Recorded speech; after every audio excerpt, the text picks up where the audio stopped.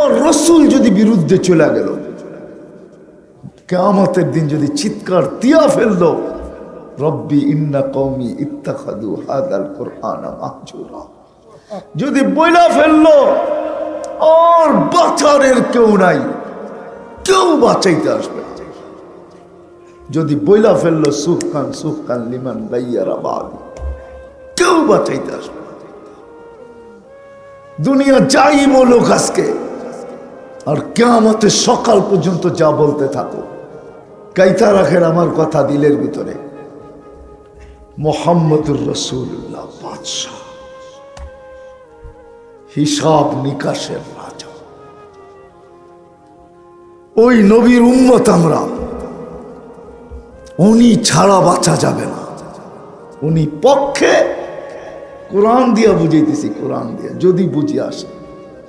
কোরআনে একটা আয়াত আছে, রওজার উপরে এই আয়াত লেখা আছে, ওয়ালাউ আন্নাহুম ইয যালামু আনফুসাহুম সুম্মা জাউক, নবীজি আপনার উম্মত যদি গুনাহ করতে করতে করতে করতে করতে কোনো পর্বে যদি অনুতপ্ত হয় আর আপনার কাছে আসলো, আস্তাগফিরুল্লাহ, আমার কাছে মাপ চাইলো, আমি ওর দিকে তাকাবো না, গুনার দিকে তাকাবো না, আস্তাগফারা লাহুর রাসূল, আমি আপনার দিকে তাকাবো, আপনি পক্ষে না বিরুদ্ধে। আপনি যদি পক্ষে ইশারা করেন, আমি মাফ করে দিব, কত করলো আমি দেখব। আমি চাই আপনি পক্ষে কিনা, পক্ষে কিনা। মুহাম্মদুর রাসূলুল্লাহ সাল্লাল্লাহু আলাইহি ওয়াসাল্লামকে পক্ষে নিতে হবে। এই জন্য যুবকদেরকে বলতেছি, নাই তো এখানে একজনও হবে না আজ পর্যন্ত এই মজমা যতবার চুল কাটছে, একবারও সেলুনে যায় বলে নাই। কয়জন বলছে আমি জানি না যে আমার চুলটা আজকে নবীর আদর্শ মতো কেটে। হায় হায়, কথা কোত্থেকে জানি কই চলে যায় জানি না। আমার প্রশাসনের লোকেরা চুল কাটে, কিন্তু কাট বলে, কেউ বলে এটা আর্মি কাট, কেউ বলে এটা পুলিশ কাট, কেউ বলে এটা বিডিআর কাট। সব এদের চুল সুন্নত মোতাবেক কাটা হয়। এরা যদি সবটাকে বলতো যে নবীর আদর্শ কাট, একজনও এখানে হবে না এই বয়সে চুল কাটছে। এই কথা বললাম, তাইলে একটা সুযোগ হইতো, কিয়ামতের দিন দেখা হইলে হাসতে হাসতে বলতে পারতাম, হাসতে হাসতে বলতে পারতাম, একদিন তো আপনার আদর্শ মতো চুল কাটছি, কি দিবেন একটু দেন না। আল্লাহর অল্প অল্প না, রসুলের অল্প অল্প না। প্রমাণ দেখাবো? হ্যাঁ, বাংলা ডিকশনারি দিয়ে দেখাবো। সবচেয়ে ছোট, এটা বাংলায় কোনটারে বলা হয়? সবচেয়ে ছোট কি বুঝায়? একবারে ক্ষুদ্র, ঠিক না? কি বুঝুন, এটাই তো সবচেয়ে সবচেয়ে কি বুঝায়? একবারে ক্ষুদ্র, ঠিক না? এটাই তো আমাদের পরিভাষায় বুঝায় সবচেয়ে সবচেয়ে ছোট। আর আল্লাহর কাছে সবচেয়ে ছোট জান্নাত কত বড়? হ্যাঁ, কতটুকু? আরে বলেন না, 10 দুনিয়ার সমান। যেটা আমার পরিভাষায় সবচেয়ে ছোট, তো আল্লাহর কাছে সবচেয়ে ছোট 10 দুনিয়ার পরি। আল্লাহর ছোট এত বড়, আল্লাহর ছোট এত, রসুলের ছোট এত বড়ই হবে। যদিও আমি জীবনে একবার কাটছি, হতে পারে হাত পাতার পরে খালি ফিরত দিবেন না। রাউফুর রহিম, হারিসুম বিল মুমিনিনা রাউফুর রহিম। কিন্তু আমার জাতি তো কাটে, এই কাট কাটে, ওই কাট কাটে, কিন্তু এই নাম বইলা কাটে না যে মুহাম্মদুর রাসূলুল্লাহর আদর্শের কাট। মুহাল্লিকিনা রুসাকুম আও মুকাসসিরিন। কয়জন আছে এখানে কাটে? কাটছি। হায় হায় হায়, সত্য এটাই, আল্লাহর রসুল ছাড়া। তৃতীয় আরেকটা প্রতিশ্রুতি যুবকদের কাছ থেকে নিব। পায়ে হাত রেখা নেব, এমনি না, পায়ে হাত রেখা।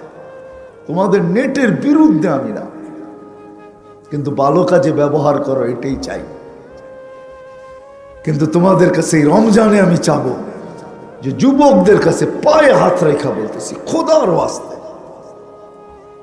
রব্বে কাবার ওয়াস্তে, রমজানে তোমার নেট যেন গুনার কাজে ব্যবহার না হয়। পারবে?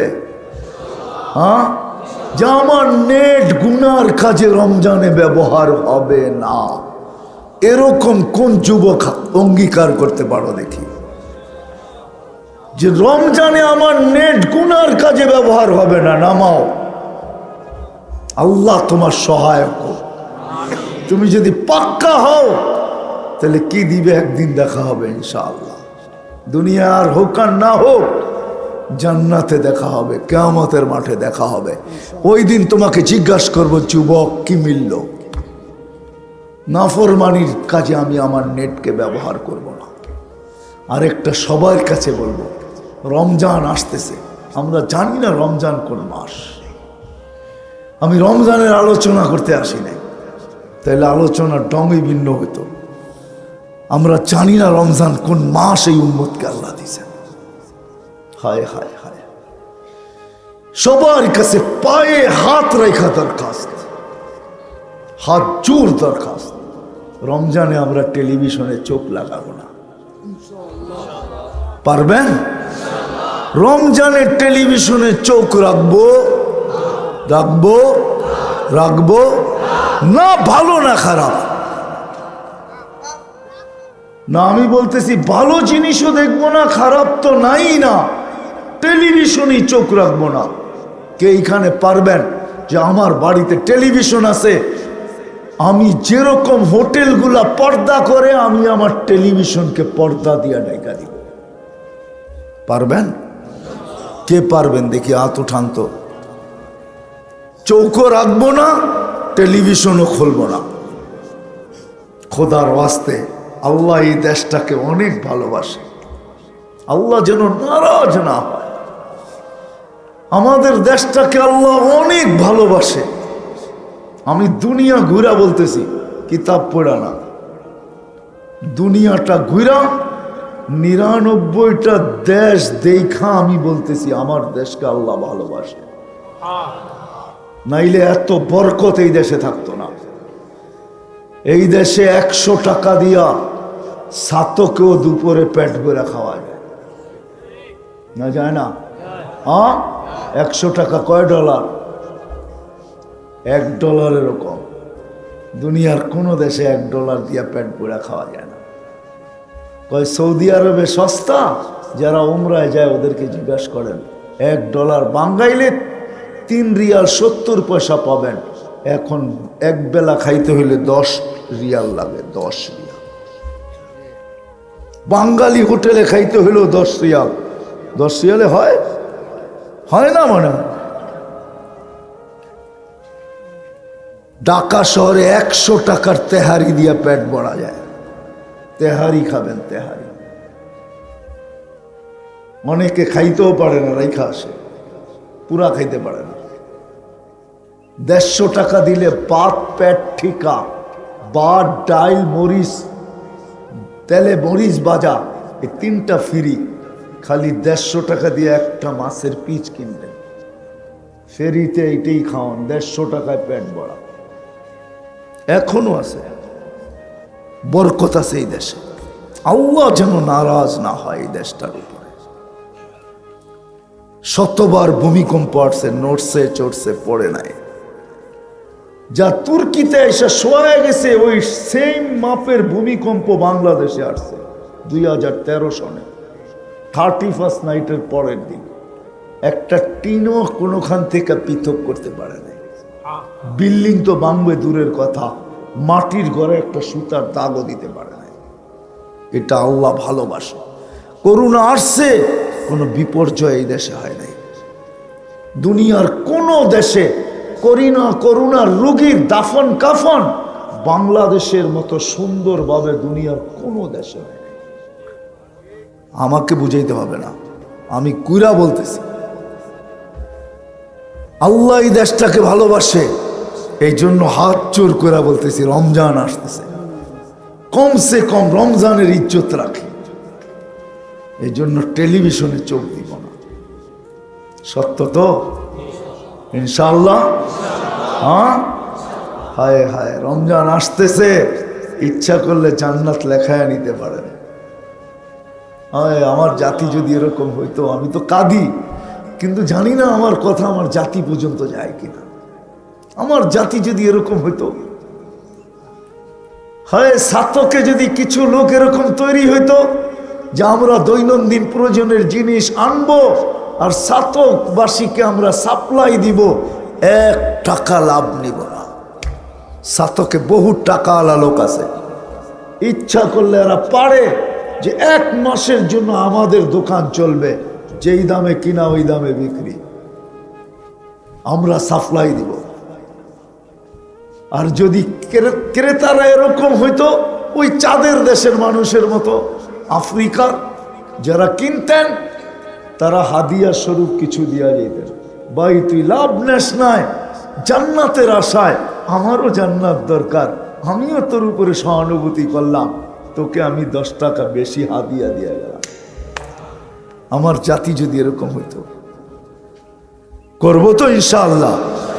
হ্যাঁ, আর এই দেশের পরিবেশটাকে আমরা টিকায় রাখবো।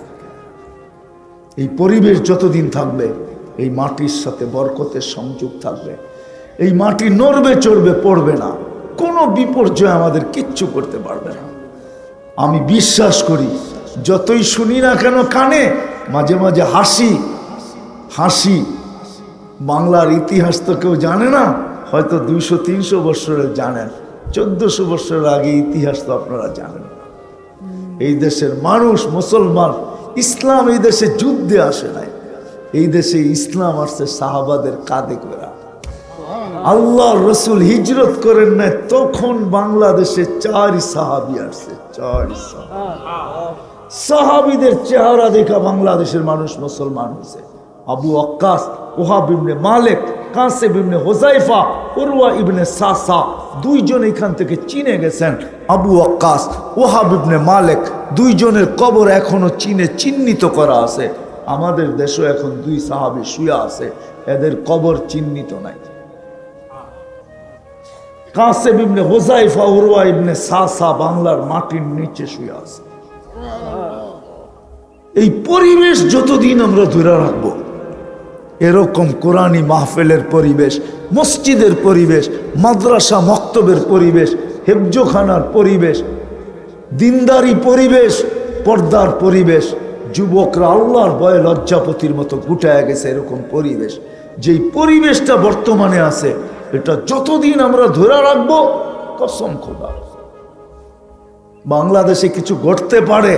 আমি ভাবি ওই সময়, যে সময় এই পরিবেশটা মাটির সাথে মিশা যাবে, যতদিন মিশবে না এই দেশে কিচ্ছু সম্ভব না। হয়তো কেউ ভাবে এটা করে ফেলবো, এটা করে ফেলবো, এই হবে ওই হবে, কিন্তু একদিন দেখা যাবে সে হারবে।